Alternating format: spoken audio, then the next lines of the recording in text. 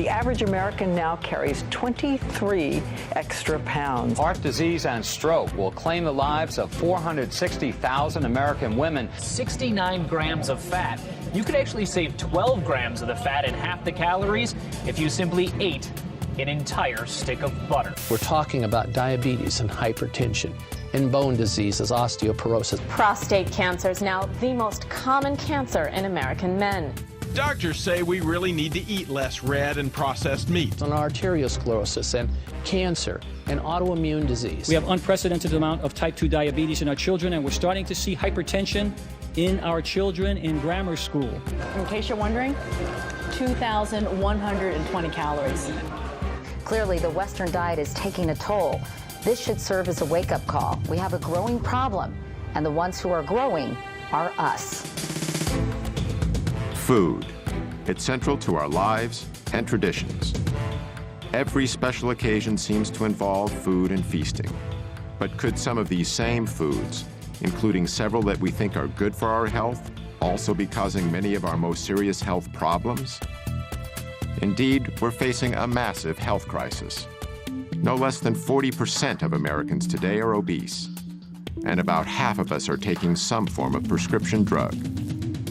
The best-known statin drug, Lipitor, is the most prescribed drug ever in the world. Almost 1 in 5 American 4-year-olds are now considered to be obese. Though Mexican-American and African-American children are still more likely to be overweight. This could be the first generation of children in the United States that lives less than its parents. We spend $2.2 trillion a year on health care, over 5 times more than the defense budget.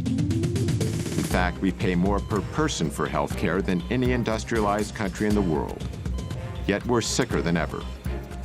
You see, there's no money in healthy people, and there's no money in dead people. The money is in the middle.